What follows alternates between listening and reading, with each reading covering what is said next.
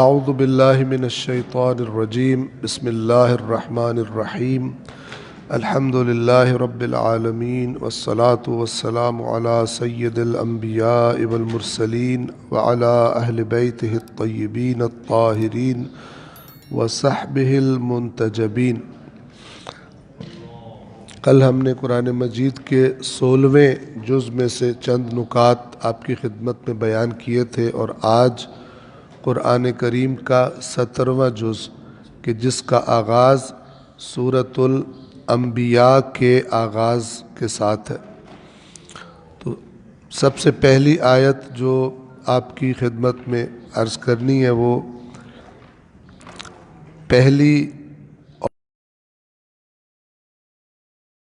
کی کہ جس میں اللہ تبارک و تعالی نے اپنی طرف سے آنے والی نصیحتوں کے بارے میں انسانوں کا غافلانہ رویہ بیان کیا، اور آپ تعبیر پر غور فرمائیے۔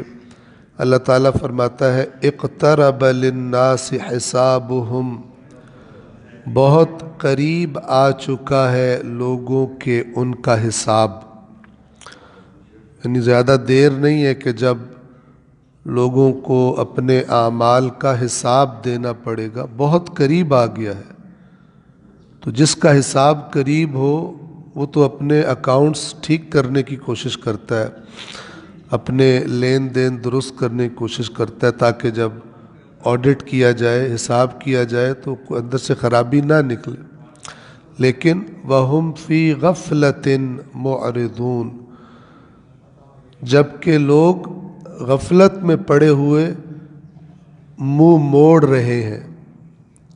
کس سے منہ موڑ رہے ہیں؟ آیت نمبر 2، مَا يَأْتِيهِم مِّن ذِكْرٍ مِّن رَبِّهِم مُحْدَثٍ، جب بھی ان کے رب کی طرف سے کوئی نئی نصیحت، کوئی بات آتی ہے، إِلَّا اسْتَمَعُوهُ وَهُمْ يَلْعَبُونَ، تو اسے سنتے ہیں کہ کون سی نئی بات آئی ہے، لیکن پھر وہی کھیل کود میں پڑ جاتے ہیں، اس نصیحت کے مطابق عمل نہیں کرتے۔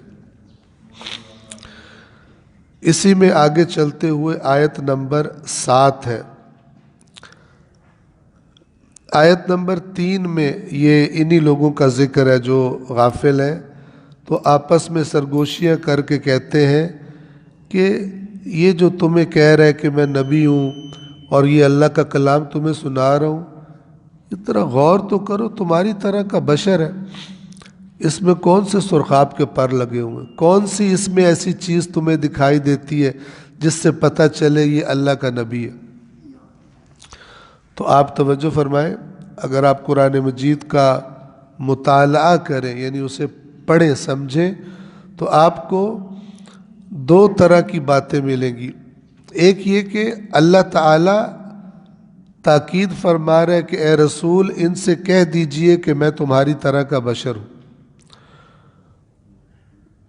اور ایک دفعہ اللہ تعالیٰ کفار کا قول بیان فرماتا ہے کہ یہ کہتے ہیں کہ یہ تمہاری طرح کا بشر ہے تو تم اس کے پیچھے کیوں چلو گے؟ تو بظاہر تو دونوں باتیں ایک سی ہیں، جو بات اللہ خود فرما رہا ہے اسی بات کے کرنے پر کافروں سے ناراض کیوں ہو رہا ہے؟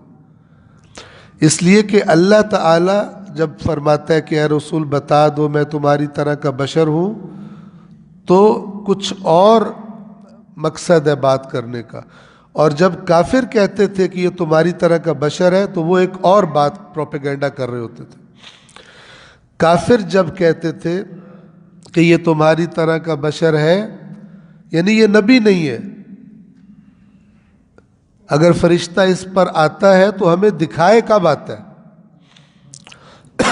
یا کئی مطالبے ان کے قرآن نے بیان فرمائے، اس کا بڑا خوبصورت محل ہونا چاہیے، اس کے ہاتھوں میں سونے کے کنگن ہونے چاہیے، اس کے باغات ہونے چاہیے، فلان ہونا چاہیے، یہ مطالبے کرتے تھے۔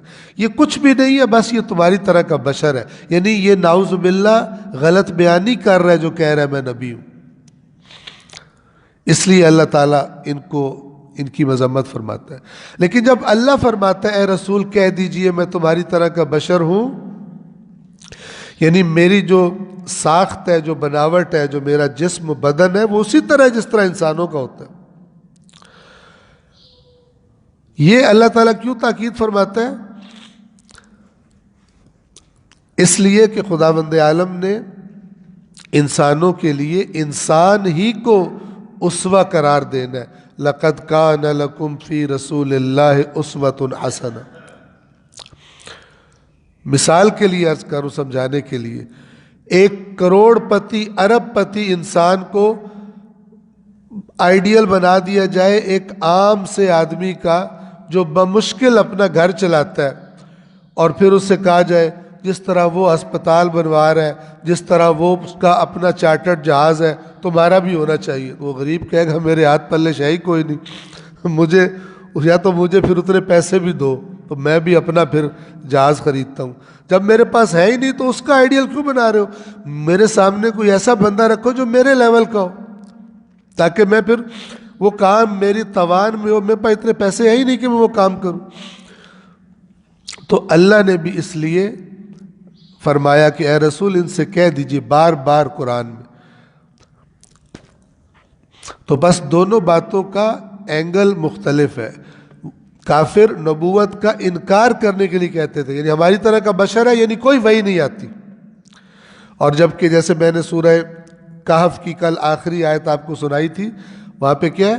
قُلْ إِنَّمَا أَنَا بَشَرٌ مِثْلُكُمْ يُوحَىٰ إِلَيَّ۔ اے رسول کہہ دیجئے میں تو بس تمہاری طرح کا بشر ہوں، بس میرے پر وحی آتی ہے۔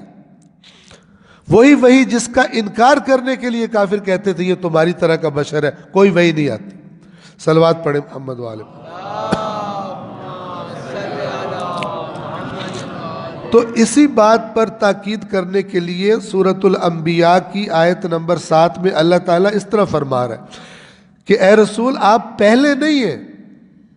وَمَا أَرْسَلْنَا قَبْلَكَ إِلَّا رِجَالًا نُوحِي إِلَيْهِمْ، اور ہم نے آپ سے پہلے بھی نہیں بھیجے تھے مگر مرد۔ رجالن رجل کی جمع ہے، رجل کہتے ہیں مرد کو، یعنی انسان ہی بھیجے تھے۔ نوحی الیہم، جن کی طرف ہم وحی کیا کرتے تھے، بھیجے انسان ہی تھے۔ فَاسْأَلُوا أَهْلَ الذِّكْرِ إِن كُنتُمْ لَا تَعْلَمُونَ، تو سوال کرو اہل ذکر سے اگر تم علم نہیں رکھتے۔ اللہ کے رسول کی قوم میں عرصہ دراز سے کوئی نبی نہیں آیا تھا، لیکن ان کے آس پاس وہ قومیں رہتی تھی جو نبیوں کو مانتے تھے، حضرت موسیٰ کو مانتے تھے، حضرت عیسیٰ کو مانتے تھے۔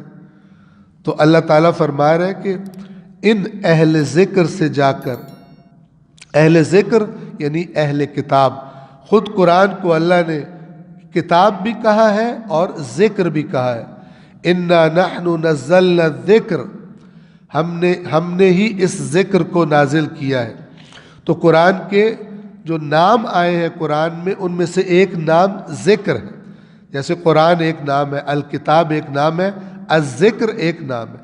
اہل ذکر یعنی اہل کتاب، یعنی اللہ کفار مکہ سے کیا کہہ رہا ہے کہ تم جو کہہ رہے ہو ہماری ہدایت کے لیے فرشتہ بھیجے، اللہ فرشتہ بھیجے، فلان کرے، ہم بشر کی بات نہیں مانیں گے، تو تم ذرا وہ لوگ جو نبیوں کو مانتے ہیں ان سے جا کر پوچھو، ان کی ہدایت کے لیے جو نبی آئے تھے وہ بشر تھے یا فرشتے تھے، کوئی اور مخلوق تھی یا انسان تھے؟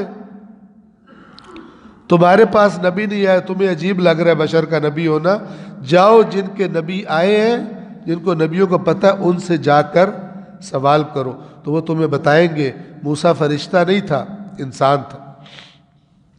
اب یہاں پر ایک اور نقطے کی آپ کی خدمت میں وضاحت کر دوں۔ اہل بیت اطہار کی روایات میں آیا، توجہ سے سنیے گا، اہل بیت اطہار کے فرامین میں یہ مطلب ذکر کیا گیا کہ ہم اہل ذکر ہیں، یعنی اہل بیت اطہار ہے اہل ذکر، بس جو سوال کرنا ہے ان سے کرو جا کر۔ تو آپ توجہ فرمائیں، جس زمانے میں یہ آیت نازل کا ذکر کیا جا رہا ہے کہ نبی بشر ہوتا ہے یا فرشتہ ہوتا ہے، یہ کن کو پتہ ہے؟ جو نبی کو مانتے ہیں ان سے جا کے سوال کرو۔ کہا کس سے جا رہا ہے؟ قریش مکہ سے، کیونکہ وہ رسول اللہ کو تو نبی نہیں مان رہے تھے کہ ان کی بات کو اتھارٹی سمجھتے، تو کہا ان کو چھوڑ دو، جو ان پر ایمان نہیں رکھتے، اہل کتاب ہیں پرانے، ان سے جا کے سوال کرو جو نبی آتے تھے وہ کون ہوتے تھے۔ لیکن یہی بندہ جو ابھی کافر ہے، مسلمان نہیں ہوا، یہ جا کر اہل ذکر سے سوال کرتا ہے، یعنی اہل کتاب سے، لیکن جب یہ رسول پاک کو پر ایمان لے آئے پھر بھی رسول کی بات سن کے اہل کتاب سے پوچھے گا، پھر تو نبی مان لیا، پھر وہ نہیں ہے، پھر اب سب کچھ رسول ہے۔ اسی طرح اللہ کے نبی کے بعد جب ائمہ اہل بیت کا زمانہ ہے تو جو ان کو اپنا امام سمجھتا ہے وہ کس سے سوال کرے گا دین کے بارے میں؟ ائمہ سے سوال کرے گا یا اس زمانے کے یہود و نصارہ سے کرے گا؟ تو سمجھے اس آیت کا، جس زمانے میں یہ نازل ہوئی اہل ذکر یعنی اہل کتاب تھے، لیکن اب قیامت تک اہل ذکر کون ہے؟ محمد و آل محمد علیہم الصلاۃ والسلام۔ پھر آیت نمبر 8 میں اللہ تبارک و تعالیٰ فرماتا ہے ایک اور چیز کہ جو بعض دفعہ غلو کرنے والے لوگ ایسی چیزیں مقدس ہستیوں کے بارے میں کہنا شروع کر دیتے ہیں کہ جو ان کا مقام وہ نہیں ہوتا، مبالغہ کرتے ہیں زیادہ اوپر، جیسے حضرت عیسیٰ کو آہستہ آہستہ اللہ کا بیٹا بنا دیا۔ تو اللہ آیت نمبر 8 میں فرماتا ہے اس کی وَمَا جَعَلْنَاهُمْ جَسَدًا لَا يَأْكُلُونَ الطَّعَامَ، اور ہم نے ان نبیوں کو ایسے بدن نہیں دیے تھے جن کو کھانے کی ضرورت نہیں ہوتی اور وہ بغیر کھانے کے بھی زندہ رہ سکتے ہیں۔ یعنی جس طرح ایک انسان کو کھانا چاہیے، غذا چاہیے جس سے اس کا بدن زندہ رہتا ہے، انرجی حاصل کرتا ہے، وہ جو نبی آئے تھے وہ بھی کھاتے تھے کھانا۔ اس اعتبار سے یعنی ایسے بدن قرار نہیں دیا تھا لا یأکلون الطعام، کہ جو کھانا نہ کھاتے ہو، وہ کھانا کھاتے تھے۔ وما کانوا خالدین، اور وہ بھی ہمیشہ زندہ رہنے والے نہیں تھے، انہوں نے بھی دنیا سے جانا تھا۔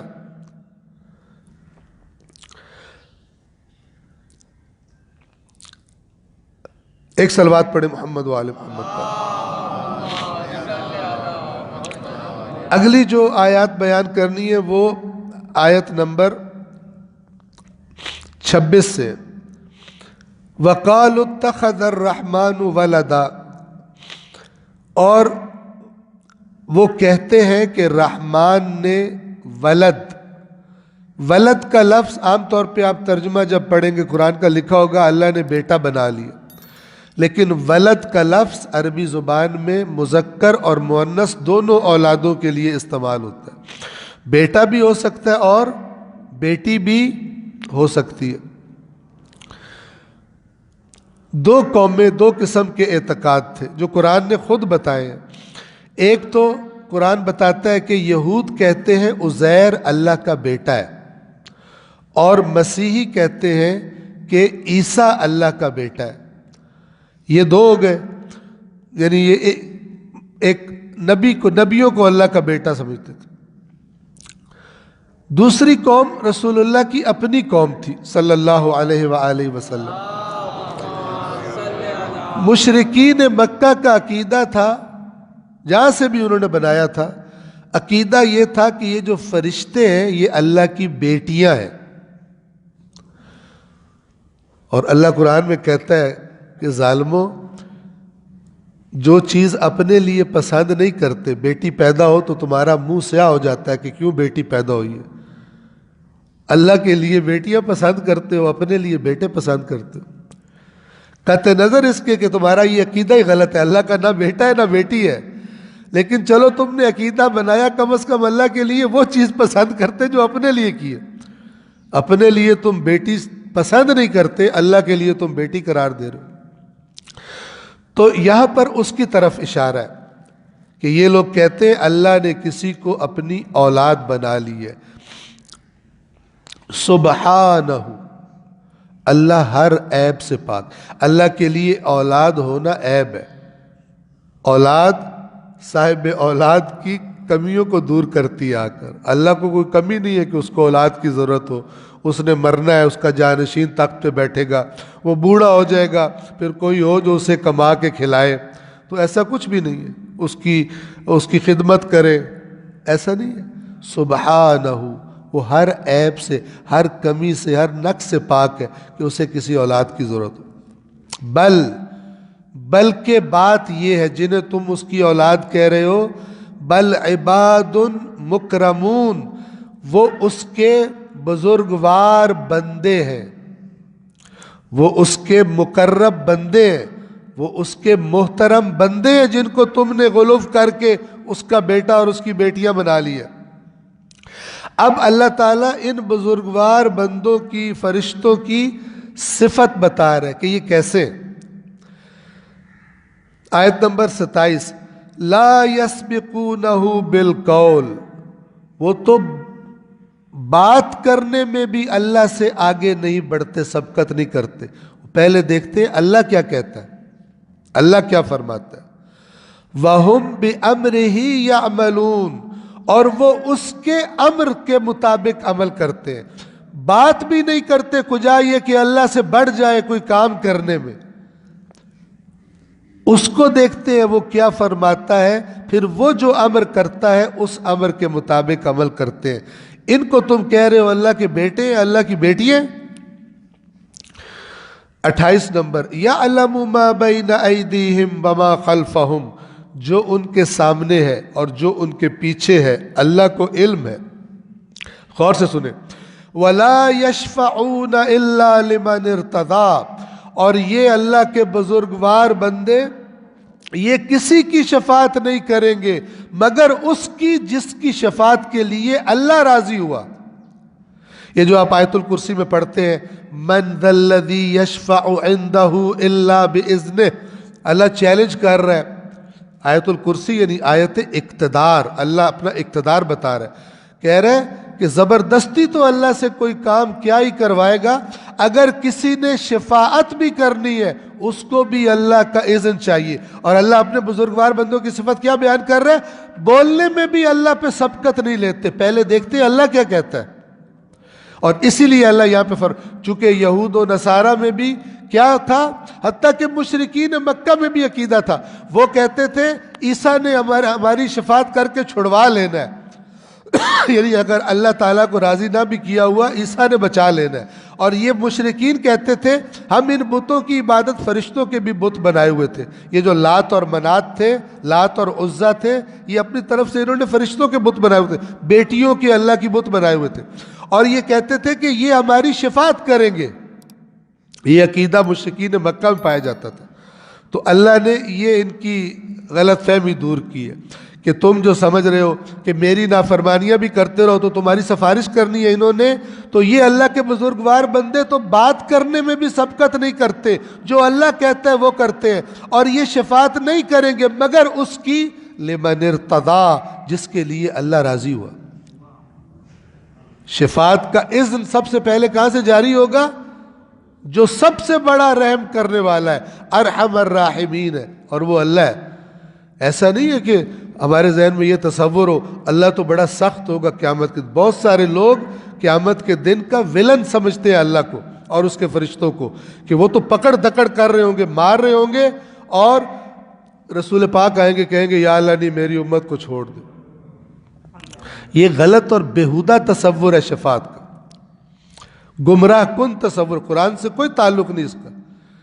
شفاعت اللہ کے اذن سے شروع ہوگی، اور وہ بھی 2 اذن قرآن بتاتا ہے۔ شفاعت کرنے والے کو اذن دیا جائے گا شفاعت کرنے کا، اور وہ بھی بلینک چیک نہیں ہوگا، کہا جائے گا اس کی شفاعت کر سکتے ہو، اس کی نہیں کر سکتے۔ یہ کہہ رہا قرآن، وَلَا يَشْفَعُونَ إِلَّا لِمَنِ ارْتَضَىٰ، اس کی شفاعت کریں گے جس پہ اللہ راضی ہوگا، نہ کہ اللہ ناراض ہے شفاعت سے اللہ تعالیٰ کو مائل کر لیں گے، نہیں نہیں یا اللہ چھوڑ دے یہ بندہ ایسا ہے۔ ایسا مسئلہ شفاعت کا نہیں ہے۔ شفاعت اللہ کے نظام توحید کا حصہ ہے، اسی کی رحمت کا ایک پرتو ہے قیامت کے دن، نہ کہ کوئی استثنائی معاملہ ہے، کوئی پارٹی بازی ہے قیامت کے دن کہ ہماری پارٹی کا بندہ ہے اس کا سفارش سے بھرتی کر لو، وہ ہماری پارٹی کا نہیں ہے اس کو رگڑ دو۔ ایسا نہیں ہے قیامت کے دن۔ صلوات پڑھیں محمد و آل محمد۔ ذرا صفات دیکھیے ان کی۔ اگلی صفت اللہ فرماتا ہے وَهُمْ من خشیتہ مشفقون، اور وہ اللہ کی عظمت کے خوف سے کانپتے رہتے ہیں۔ اللہ کے یہ بزرگوار بندے یہ اللہ کے خوف سے کانپتے ہیں۔ اور آیت نمبر 29 میں دیکھیے کہ کیونکہ انہی اللہ کے بزرگوار بندوں کو غلو کر کے اللہ جیسا بنا لیا تھا اور ان کو اللہ کا بیٹا اور وہ کرنا شروع ہو گئے تھے، تو اللہ بھی خبردار کر رہا ہے وَمَن يَقُلْ مِنْهُمْ، اور ان بزرگوار بندوں میں سے بھی اگر کوئی کہے انی الہ من دونہ، اللہ کے علاوہ میں بھی معبود ہوں، اگر ان بزرگوار بندوں میں سے بھی کوئی یہ دعویٰ کرے تو ہم کیا کریں گے؟ فَذَلِكَ نَجْزِيهِ جہنم، تو ہم اس کو بھی جہنم میں ڈال دیں گے۔ یعنی اگر کوئی نبی کہے میں معبود ہوں، اگر کوئی فرشتہ کہے میں معبود ہوں، انہوں نے نہیں کہنا نعوذ باللہ، لیکن اللہ ان کو خبردار کر رہا ہے جو ان کے بارے میں غلو کر کے ان کو اللہ کے برابر کر رہے تھے کہ میں خود تعریفیں کر رہا ہوں، جن کی میں خود بتا رہا ہوں کہ وہ اتنے اچھے ہیں، اتنے مقرب ہیں، ان میں سے بھی اگر کوئی کہے کہ میں بھی معبود ہوں تو ہم اس کو اٹھا کے جہنم میں ڈال دیں گے۔ وَكَذَلِكَ نَجْزِي الظَّالِمِينَ، اور ہم ظالموں کو اسی طرح جزا دیا کرتے ہیں۔ صلوات پڑھیں محمد وآل محمد۔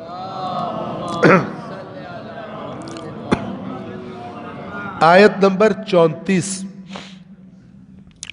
وَمَا جَعَلْنَا لِبَشَرٍ مِّن قَبْلِكَ الْخُلْدَ، اے رسول آپ سے قبل بھی ہم نے کسی بشر کے لیے خلد قرار نہیں دیا۔ خلد کا کیا مطلب ہے؟ اصل میں خلد کہتے ہیں ہمیشہ رہنے کو، جس کو فنا نہیں آتی، جس کو موت نہیں آتی۔ توجہ فرمائیں، وَمَا جَعَلْنَا لِبَشَرٍ، ہم نے کسی بشر کے لیے قرار نہیں دیا، کیا؟ من قبل کا، اے رسول آپ سے قبل، الخلد، کہ وہ ہمیشہ رہے، ہم نے کسی بشر کو ایسا نہیں رکھا۔ أَفَإِن مِتَّ، تو اگر ہم الخالدون، تو یہ جو آپ کے مخالف ہیں یہ ہمیشہ رہیں گے، کسی بشر نے نہیں رہنا۔ اور پھر فرمایا کل نفس ذائقۃ الموت، چاہے کوئی نبی ہو، چاہے اللہ کا دشمن ہو، چاہے اللہ کا دوست ہو، یہ قانون سب کے لیے، کل نفس ذائقۃ الموت وَنَبْلُوكُمْ بِالشَّرِّ وَالْخَيْرِ فِتْنَةً، اور ہم تمہیں آزماتے ہیں خیر اور شر کے ساتھ، تمہاری آزمائش کرتے ہیں، وَإِلَيْنَا تُرْجَعُونَ، اور تمہیں لوٹ کر ہمارے ہی پاس آنا ہے۔ صلوات پڑھیں محمد وآل محمد۔ سورہ انبیاء کی آیت نمبر 51 سے پڑھ رہا ہوں، یہاں سے حضرت ابراہیم کا قصہ ہے۔ حضرت ابراہیم، جب یہ قصہ جو اللہ تعالیٰ یہاں بیان فرما رہے ہیں، قرآن کے اپنے بیان کے مطابق ایک نوجوان لڑکے تھے اس وقت، اور ایک نوجوان لڑکا، یعنی اللہ کس کو اگزامپل کے طور پہ پیش کر رہے ہیں؟ ایک نوجوان لڑکا توحید اور شرک کے معاملے میں اپنی پوری قوم سے ٹکرا گیا، پوری قوم سے۔ اب اللہ تبارک و تعالی اس قصے کو، ابراہیم کے اس جہاد کو اس طرح سے بیان فرما رہا ہے۔ میں زیادہ تر ترجمہ ہی پڑھوں گا تاکہ وقت سے زیادہ استفادہ ہو سکے۔ آیت نمبر 51، اور ہم نے ابراہیم کو اس کا رشد، یعنی اس کا سیدھے راستے کی سمجھ بوجھ عطا کر دی تھی، اور ہم اس کے بارے میں علم رکھتے تھے۔ کیا مطلب؟ یعنی ہم نے اس میں یہ صلاحیت جانی تھی تو اس کو پھر ہم نے یہ توفیق دے دی تھی۔ کچھ کام بندے نے کرنے ہوتے ہیں اور پھر اللہ اس کی اس محنت کو دیکھ کے کچھ خاص چیزیں اس کو عطا فرماتا ہے، توفیقات اس کو عطا فرماتا ہے۔ جب اس نے اپنے لِأَبِی ہے، قرآن میں لفظ آیا آزر کے لیے ابی، لیکن عربی زبان میں بھی یہ لفظ چچا کے لیے بھی استعمال ہوتا ہے، اور جو مکتب اہل بیت کی روایات ہیں اس میں آزر کو حضرت ابراہیم کا چچا ہی بتایا گیا۔ جب اس نے اپنے ابی سے اور اپنی قوم سے کہا، اب ذرا اندازہ لگائیں، وہ سارے بت پرست تھے، بتوں کے مجاور بن کے بیٹھے رہتے تھے، بتوں کو چومتے رہتے تھے، ان کے پاس ہی اعتکاف کرتے تھے۔ تو ایک نوجوان لڑکا آتا ہے اور ان سے کہتا ہے یہ کیا تصویریں ہیں جن کے ساتھ چپک کے بیٹھے رہتے ہو، یہ کیا مجسمے تم نے بے جان گڑے ہوئے ہیں جن کے ساتھ لگ کے بیٹھے رہتے ہو۔ قوم نے جواب دیا، قوم کا سونا جواب، ہم نے اپنے آباء و اجداد کو انہی کی عبادت کرتے ہوئے دیکھا ہے۔ حضرت ابراہیم کا جواب، بے شک تم بھی اور تمہارے آباء و اجداد بھی گمراہی میں ہو، تم ٹریک سے اترے ہوئے ہو، کس کے ساتھ لگ کے بیٹھے ہو۔ اتنی خطرناک بات تھی کہ انہوں نے کہا کہ مذاق تو نہیں کر رہا تو، سیریس ہے تو، یہ حق بات کہہ رہا ہے سنجیدہ یا مذاق کر رہا ہے تو۔ ان کو یقین نہیں ہوا کہ ایک لڑکا آ کے پورے سسٹم کو اٹھا کے زیر سوال لے جائے گا کہ تو کیا تم ان بتوں کے ساتھ لگ کے بیٹھے ہوئے۔ کہنے لگے تو حق لے کر آیا، یہ مذاق سے بات کر رہا ہے۔ حضرت ابراہیم نے کہا بلکہ تمہارا، ان کو لفٹ ہی نہیں کرائی ان کے سوال کو، اپنی بات جاری رکھی، بلکہ تمہارا رب آسمانوں اور زمینوں کا رب ہے جس نے انہیں پیدا کیا ہے، اور میں اس بات پر گواہ ہوں، اور اللہ کی قسم میں تمہارے بتوں کے ساتھ ایک چال چل کے چھوڑوں گا، جب کہ تم ان کی طرف پشت کر کے گئے ہوگے، میں ان کو نہیں چھوڑوں گا۔ تبھی بعد میں جب JIT بنی کہ کس نے بت توڑے ہیں، جوائنٹ انویسٹیگیشن جب ہوئی، تو لوگوں نے کہا کہ ایک لڑکا ہے اس شہر میں جو ان بتوں کے بارے میں گندی گندی باتیں کرتا تھا، باقی تو سارے ان کو پوچھتے ہیں، ایک لڑکا خرابی کرتا ہے۔ تو حضرت ابراہیم گرفتار ہو گئے۔ تو ابراہیم نے ان کے ٹکڑے کر دیے سوائے ان کے بڑے کے، جو بڑا بت تھا اس کے ٹکڑے نہیں کیے، تاکہ وہ اس بت جب دیکھیں نا سارے ٹوٹے پڑے ہیں، یہ صحیح ہے، تو اس بت کی طرف وہ آئے۔ وہ آئے جب لوگ تو کہنے لگے ہمارے معبودوں کے ساتھ کس نے یہ حرکت کی ہے، یقیناً وہ ظالموں میں سے ہے۔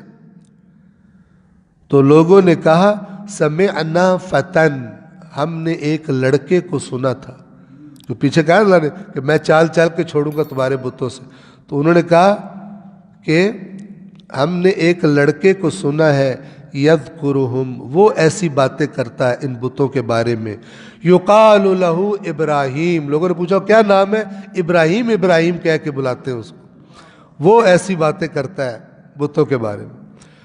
کہنے لگے اس کو لے کر آؤ لوگوں کے سامنے، یعنی ملأ عام میں اس پر کیس چلایا جائے گا۔ جیسے کچھ دن پہلے ہماری عدالتیں ڈرامہ کر رہی تھی کہ جناب اوپن کیس چلایا جائے، خیر اتنے ڈرامے باز ہے، کتنی قانون کی دھجیاں ان کی پاکستان کی، جب سے یہ بنا ہے ڈکٹیٹروں کو لانے والے یہ بے ایمان ہے، بعد میں ان کو جسٹیفائی کرتے ہیں، حالانکہ ان کو پتہ ہوتا ہے آئین پاکستان توڑا انہوں نے، پھر بھی یہ کرتے ہیں اور نام کے ساتھ جسٹس لگاتے ہیں۔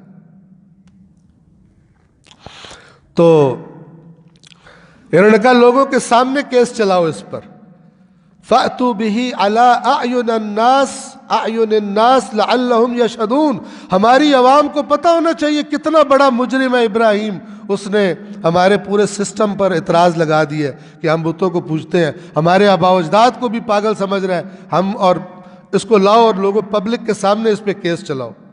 اب حضرت ابراہیم بھی آ گئے، پبلک بھی آ گئی، انہیں پتہ نہیں تھا کس کو پکڑ کے لائے، تو کہنے لگے تو نے یہ کیا ہے اے ابراہیم ہمارے معبودوں کے ساتھ۔ حضرت ابراہیم نے بڑے آرام سے کہا نہیں نہیں نہیں، یہ جو بڑا ہے نا، بڑا جس کے اس نے کیا ہے۔ اب یہ بعض لوگ کہتے ہیں حضرت ابراہیم نے جھوٹ بول دیا، یہ جھوٹ نہیں ہوتا، توجہ فرما رہے ہیں، یہ جیسے حضرت ابراہیم نے پہلے کہا یہ ستارہ جو ہے یہ میرا رب ہے، پھر تھوڑی دیر بعد پہلے سے پلان کیا ہوا تھا کہ سٹیپ بائی سٹیپ ان کے دماغوں کو جھٹکے دے کے ایک نتیجے پہ لے کے جانا ہے۔ تو ان کے دماغوں کو جھٹکا دینے کے لیے بت پرستوں کے حضرت ابراہیم نے یہ پلان کیا ہوا تھا، لے کر آئے تو کہا کہ تو نے کیا ہے ہمارے معبودوں کے ساتھ؟ تو ابراہیم نے جواب دیا بل فعلہ کبیرہم ھذا، یہ جو بڑا والا ہے نا اس نے کیا ہے. اور روایات میں ہے کہ کلاڑا اس کے کندھے پہ رکھ دیا تھا، آلہ قتل اس کے کندھے پہ رکھ دیا تھا. کہا کہ یہ لگ رہا ہے کہ اس نے کیا ہے، فاسألوہم، ان سے پوچھو، ان سے پوچھو ان کانوا ینطقون. پھر طنز بھی کر دیا، اگر یہ بولتے ہیں تو، اگر یہ بولتے ہیں تو ان سے پوچھو. یعنی حضرت ابراہیم کہہ رہے تھے تمہاری عقل کہاں ہے جو یہ نہیں بتا سکتا کہ اتنا بڑا دنگا فساد کون کر گیا ہے، اپنے آپ کو، اپنے چھوٹے معبودوں کو نہیں بچا سکتا، یہ بڑا تمہارے نفع اور نقصان کا کہاں سے مالک ہوگا. جھٹکا دے رہے تھے. اس سے پوچھ لو اگر یہ بولتے ہو تو. اب اللہ تعالیٰ فرماتا ہے فَرَجَعُوا إِلَىٰ أَنفُسِهِمْ، ایک دفعہ اپنے اندر پلٹے. تو اگر میرا نہیں بنتا نہ بن، اپنا تو بن. ٹھیک ہے، ایک دفعہ پلٹے کہ یار کہتا تو صحیح ہے، کہتا تو صحیح ہے، تو خود اپنا نہیں بتا رہے، تو ٹوٹ پھوٹ گئے ہیں، بتا نہیں سکتے کس نے توڑا ہے، ہماری اتنی ہیلپ نہیں کر سکتے کہ اپنے قاتلوں کا ہی، اپنے قاتل کا ہی بتا دیں، اپنے توڑنے والے کا، تو ہماری اور کیا ہیلپ کریں گے. اپنے نفسوں کی طرف پلٹے اور کہنے لگے تم ہی ظالم ہو. یعنی اپنے اندر کہنے لگے کہ دو نمبری تمہاری ہی لگ رہی ہے، تمہاری جہالت لگ رہی ہے، تم ہی غلط ہو. لیکن ثم نکسوا علی رؤوسہم، پھر دیکھا، وہ پادریوں نے دیکھا ہوگا، بت پرستوں نے، بڑوں نے، ہمارے مقام چلے جائیں گے، جو چندے آتے ہیں وہ چلے جائیں گے، ساری پرست خراب ہو جائے گی، پورا سسٹم تباہ ہو جائے گا، یہ تو انارکی ہو جائے گی. تو کہنے لگے ابراہیم تجھے اچھی طرح پتہ ہے کہ یہ بات نہیں کر، یعنی غلط بات کو بھی صحیح کر رہے، جو ان کے خلاف دلیل ہے، تجھے پتہ ہے کہ یہ بات نہیں کرتے. تو حضرت ابراہیم نے پھر کہا کیا تم اللہ کو چھوڑ کر اس کی عبادت کرتے ہو جو نہ تمہارا کوئی نفع کر سکتا ہے نہ کوئی نقصان. اف لکم، اف ہے تم پر. ایک لڑکا کہہ رہا ہے پورے مجمع کو اف ہے تم پر، وَلِمَا تَعْبُدُونَ مِن دُونِ اللَّهِ، اور اس پر بھی اف ہے جسے اللہ کے علاوہ تم جس کی پوجا کرتے ہو. افلا تعقلون، عقل نہیں ہے تمہارے میں. یہ جناب انویسٹیگیشن کے سامنے کھڑا ہوا، عدالت اور مجمع کے سامنے کھڑا ہوا بندہ، توہین پہ توہین کیے جا رہا ہوں، عقلی باتیں کر رہا ہے لیکن ان کو توہین لگ رہی ہے. اگلی آیت قالو، تو جناب جج صاحبان نے فیصلہ سنایا حرقوہ، اسے جلا دو، وانصروا آلہتکم، اور اپنے معبودوں کی مدد کرو، ان کنتم فاعلین، اگر تم یہ کام کرتے ہو تو. قلنا یا نار کونی بردن وسلاما علی ابراہیم، تو ہم نے کہا اے آگ ہو جا ٹھنڈی، اور زیادہ ٹھنڈی بھی نہیں، سلامتی والی. یعنی وہ جو آگ چونکہ بہت گرم ہوتی ہے اس اعتبار سے ٹھنڈی، نہ کہ برف کی طرح ٹھنڈی. بردن وسلاما علی ابراہیم، اور انہوں نے اس کے بارے میں ایک چال چلی تو ہم نے انہی کو ہی خسارے والے بنا دیا. صلوات پڑھے محمد و آل محمد.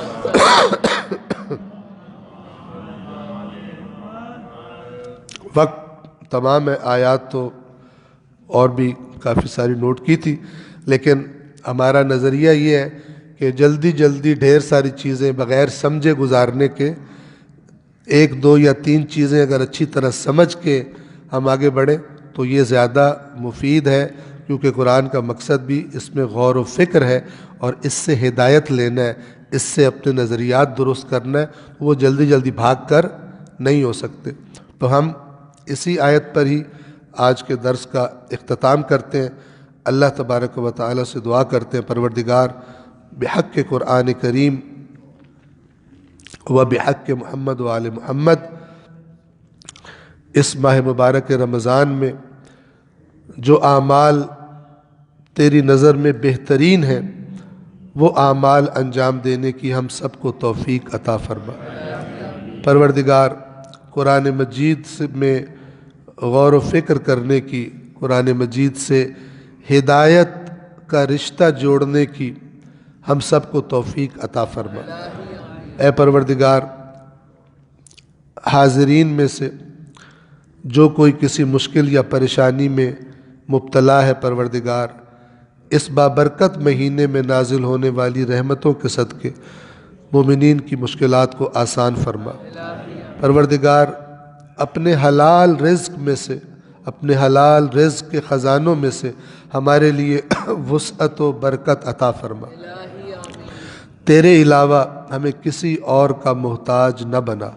اے پروردگار، ہمارے عزیز وطن پر رحم فرما، اور جو لوگ خائن ہیں اور جو تجھ سے نہیں ڈرتے اور جو امانت دار نہیں، اے پروردگار اس قوم کے سامنے جتنے رسوا ہو چکے ہیں اس سے زیادہ انہیں ذلیل اور رسوا فرما، اور ان کے شر سے اس قوم کو توفیق عطا فرما کہ یہ قوم آگے بڑھے، اور ان چوروں اور لٹیروں اور تجھ سے نہ ڈرنے والے اور عوام پہ ظلم کرنے والے اور پاکستان کے قانون کی دھجیاں اڑانے والے اور انصاف کی دھجیاں اڑانے والے ان شر کے پیکروں سے نجات حاصل کرنے کی اس قوم کو توفیق عطا فرما۔